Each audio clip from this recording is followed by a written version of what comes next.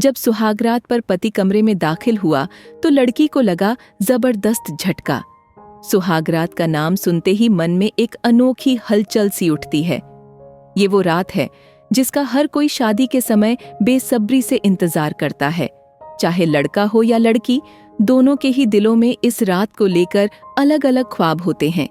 भले ही इस पर खुलकर कोई बात न करता हो, लेकिन हर किसी के मन में इसे लेकर रोमांच और उत्सुकता जरूर रहती है। आज हम आपको एक ऐसी ही कहानी सुनाने जा रहे हैं जो हरियाणा के एक छोटे से गांव कुंडलीपुर की है। यहाँ के रहने वाले रफीक ने अपने परिवार की रजामंदी से शादी की। शादी के बाद जब वह अपनी सुहागरात की रात परंपरागत शेरवानी कुर्ता पजामा पहनकर सज धज कर अपनी नई नवेली दुल्हन के कमरे में दाखिल हुआ तो उसने सोचा कि यह रात उसके जीवन की सबसे यादगार रात होगी।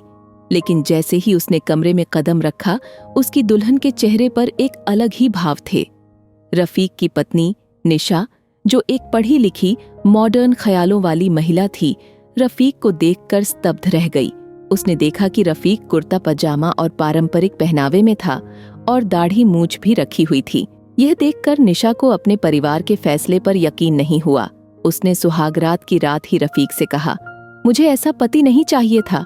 मैं एक मॉडर्न जीन्स और टी शर्ट पहनने वाला पति चाहती थी। तुम तो बिल्कुल मेरे ख्यालों के विपरीत निकले।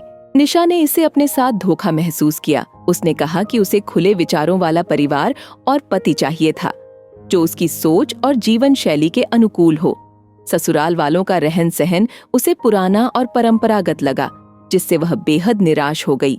रफीक ने उसे मनाने की बहुत कोशिश की, यहाँ तक कि यह भी कहा कि वह खुद को बदलने की कोशिश करेगा और उसकी उम्मीदों पर खरा उतरने का प्रयास करेगा। रात बीत गई और रफीक सो गया, लेकिन जब सुबह वह उठा तो उसकी दुनिया ही बदल चुकी थी। निशा न केवल घर से गायब थी, बल्कि घर के कीमती गहने और जेवरात भी साथ लेकर चली गई थी। रफीक ने उसे हर जगह ढूंढा, लेकिन वह कहीं नहीं मिली। अंततः निराश होकर रफीक पुलिस के पास गया और बताया कि उसकी पत्नी घर से बिना बताए चली गई है। पुलिस ने तुरंत कार्रवाई शुरू की और जांच के दौरान पता चला कि निशा अपने भाई के साथ मायके लौट गई थी। वह ससुराल के रहन सहन और पति की पारंपरिक सोच से बहुत निराश हो चुकी थी और उसने फैसला किया कि वह इस रिश्ते को और नहीं निभा सकती।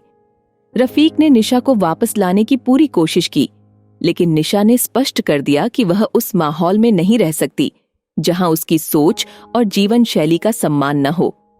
इस तरह सुहागरात की उम्मीदें और सपने दोनों ही चूर चूर हो गए और यह कहानी सिर्फ एक शादीशुदा जीवन की शुरुआत के बजाय एक रिश्ते की टूटन की कहानी बन गई। इस घटना ने यह स्पष्ट कर दिया कि शादी केवल बाहरी दिखावे और परंपराओं पर नहीं, बल्कि विचारों, जीवन शैली और दोनों के बीच के तालमेल पर आधारित होनी चाहिए।